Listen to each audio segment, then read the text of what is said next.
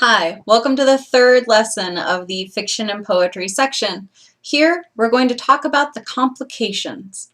Complications are complicated. So, something to keep in mind is how long your piece actually is. So, I know we keep going back to it, but it's very easy to relate to children's stories. Let's look at a children's story, okay? Let's take Rapunzel. All right, Rapunzel has been placed in a tower. Every single day, she lets her hair down and she lets a prince climb up it. What is her complication? Her complication is the fact that she's trapped in a tower by this terrifying witch and she can't get out. She wants her freedom, right?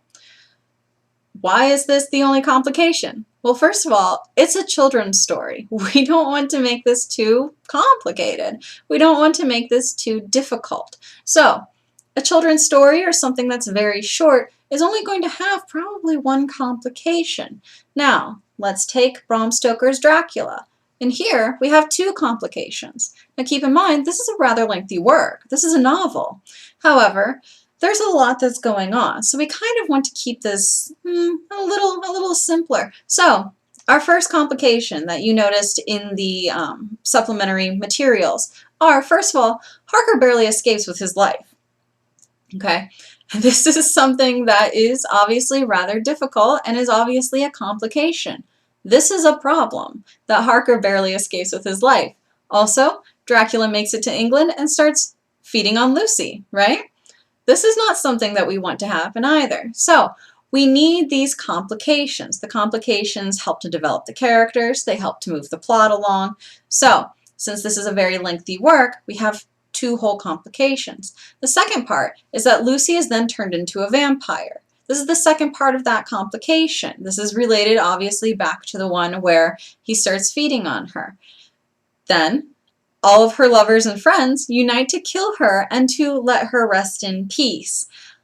This is great. This is something that, obviously Lucy is going to want. However, it does cause a complication because she's going to die. It's going to happen. So let's look at Dracula for a second here. We would obviously think that a lot of the complications are going to have to do with Dracula because he is the main character. But does the story really revolve that much around him? No. No, it really doesn't. It revolves around all the other characters who are going to come in and try to save his soul and who are going to try to save England.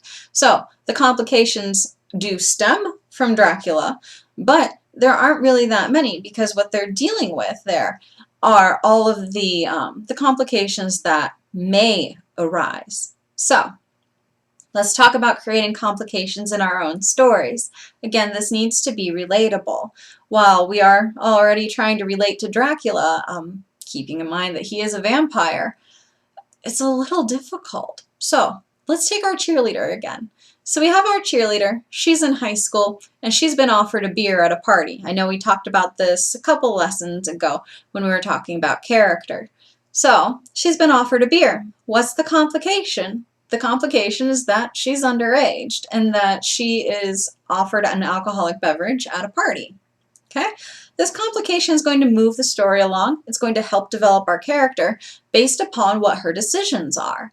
So if we have our cheerleader decide that she's not going to take the beer, this might come into play a little bit later when we start having her go to school and people make fun of her for not having drank, or some others might think that it was fantastic. Some others might come up to her and say, oh, we really respect you. You should run for class president. So this could make this whole new front for her. On the flip side, we could have her accept that beer. We could say that the complication is then that she has taken the beer. She's taken the bait, as we often say also. So not only has she taken the beer and the bait, but she is underaged again. Also, she has to go to school and work with all of these people with whom she was just partying. So, most likely, word is going to get around that our little cheerleader has drank some beer.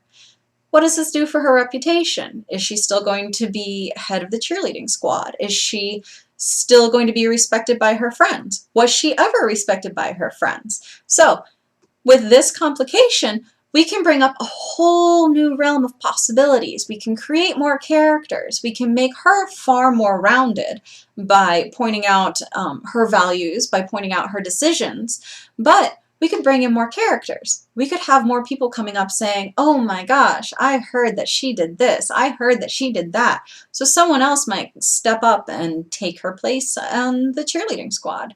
Someone else at school, let's say a teacher, might come into her life and say, hey, I know that you're doing this. I want to be a mentor.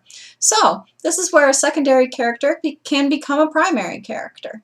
A tertiary character can become a primary character. So somebody who we normally wouldn't develop or talk about can come into being due to a complication. So keep in mind, complications, like I said before, are complicated. We don't want to make something that's a little too difficult. Like I said in the section talking about character, we don't want to place our character in a situation that's not believable. So let's take that one for a second. Let's say that our little head cheerleader is going to take a ride on a rocket ship. Not believable. Really not believable. However, the complication may arise, right? Probably not. Probably not. However, let's work with this complication for a second. By creating a complication that is not believable for the character, and by creating a complication that's not believable for the story, we run into many other complications. This is going to probably create more complications than we're ready for in such a story like this. When we're creating a story about a high schooler, not usually that long, unless it's, something a little crazy, especially if we want to turn it into a movie, but that's a little farther down the road. So let's take this complication and look at some of the other complications that may come up with it. So in this case, if she's going to have something like this happen, we're probably going to have a little bit of a backstory. How did she get this offer? Why did she get this offer? Is she going to accept it? Why would she accept it? What will this do for her future? So all of these different complications arise from a single complication. When writing, make sure that you're not trying too hard to create subject material. Usually if we take our initial complication and don't make it too difficult or make it too challenging, the others will arise on their own. If you do have an idea in mind and you would like to complicate your story quite a bit, that's perfectly fine. However, something that you might want to do is put all of your complications in order from least severe to most severe. Usually, this is how it's going to happen in real life anyways. Let's take a real life situation. Let's say that you are having a problem with your car. Nothing major. The check engine light has come on and you decide to ignore it. It's a complication. It's something that tells us about your character. It tells us that maybe they feel that it's not important. Maybe they don't know that much about cars also. So let's say that that comes on and it's ignored. Well, the next complication might be that the car doesn't start. Well, if the car doesn't start, obviously we're trying to go somewhere. So different complications can arise from that. Is your character trying to go to work? Does your character end up losing his or her job because he or she has been late too many times? Is this no longer an acceptable excuse? Let's say your character is going to a party. Okay. Did something bad happen because of this? Was your character not able to pick up a friend, so the friend had to walk, and this suddenly becomes a murder mystery? Lots of different complications can come from tiny little things. So think of it as starting the snowball, okay? Everything's going to snowball into a much larger, much more in-depth kind of a complication. So start small. Always try to start small, especially if it's your first piece. Don't try diving right in. Another piece of advice is not killing someone right off the bat. Yeah, you might not want to do that in your very first novel. That's a little tricky. However, if you're a pro, then go for it. Go ahead and start off with that very first one. Who knows? It might snowball into something that is even more major or even bigger. But always keep in mind, too, that you want your characters to be believable. So don't create complications that they wouldn't find themselves in. That astronaut probably isn't going to go back to high school. That high school girl probably isn't going to go into space anytime soon. Okay? Don't force it. Let it come naturally, and the complications will just start rolling.